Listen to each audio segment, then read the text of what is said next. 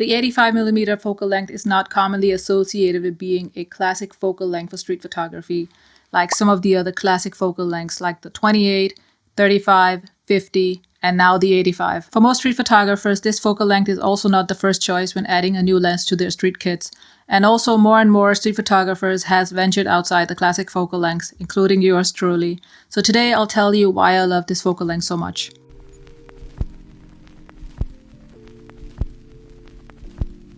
The 85mm is undoubtedly the king of portrait photography and street portraits. And with this focal length, you can capture captivating yet flattering portraits, headshots, full body images. And it's really good for portraits because it doesn't distort faces. For example, if you're doing wedding photography. But you can also use it for product photography and much more. Other less common uses for the 85 is that it's great for cityscapes, landscapes, and street photography. And I'll come back to that. For most 85mm focal lengths, the balance between weight and size is perfect, and also it gives enough compressed look, like with the 105 or 135. And for this particular lens, this is a full frame 85mm FE 1.8, and I can say the weight and size is perfect for me to do street photography with. While I was doing research for this video, I found out that this focal length is considered the sharpest focal lengths available.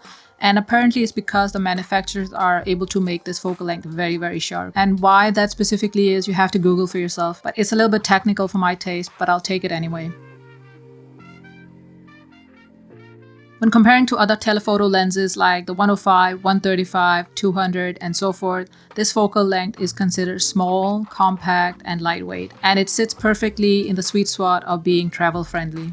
What does this focal length offer that makes it so unique? Let's take a look.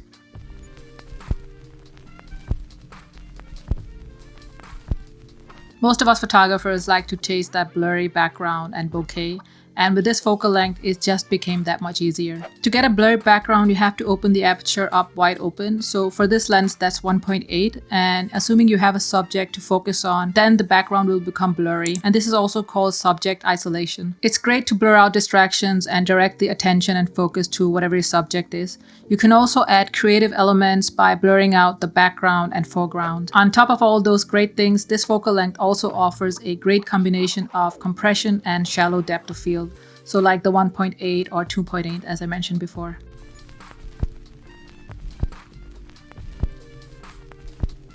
You probably heard about something called the compression effect. So the longer the focal length, like 150, 200, 300, the more pronounced and evident the compression effect will become. And this is basically elements or objects appear closer than they are. And also the longer the focal length you use, the narrower the field of view becomes. So think of it as zooming in to make it look like objects or elements appear closer than they are, compared to other wider focal lengths like the 28 or 35mm. When I say narrow field of view, I mean that subject will be more isolated and the background will be more compressed. So it's almost like you're pulling them out of their surroundings. You probably guess why that is a good thing, because it draws the attention to the main subject and isolates the subject from any distractions from the background or surroundings. And once you have all the main ingredients like the compression effect, shallow depth of field, and the narrow field of view, you have the perfect recipe to create a blurry background and that dreamy bokeh, especially focused on the subject isolation.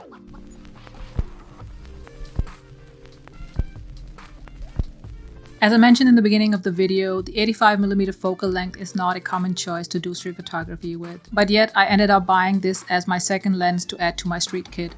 And the main reason for that was that I wanted to be discreet while out on the streets and also maintain a distance to my subjects.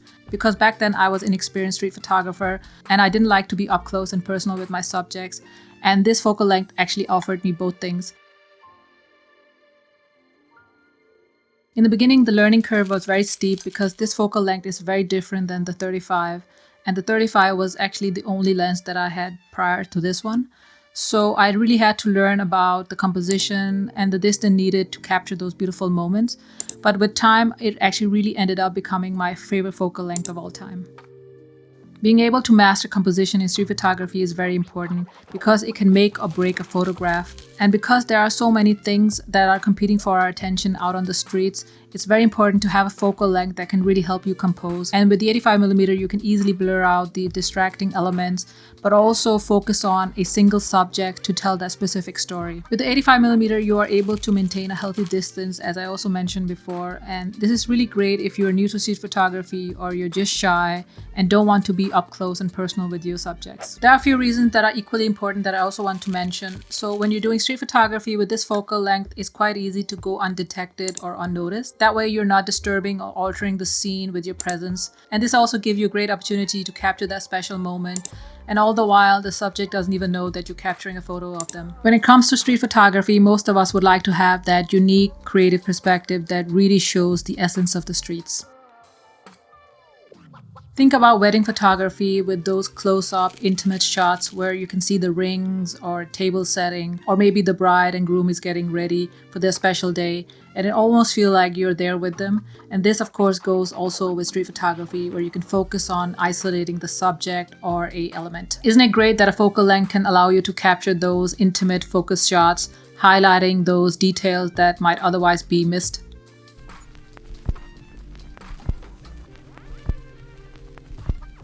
This is why I love to use the 85mm for street photography, because it is so versatile in its use. And I would also say the learning curve is very steep, so just be aware of it. But once you get to master this, you can really create some unique and beautiful photographs. I would also go that far to say that if you buy this focal length, you are being bold in your street photography. So are you going to add this to your street kit? Let me know in the comments. Take care. See you in the next one.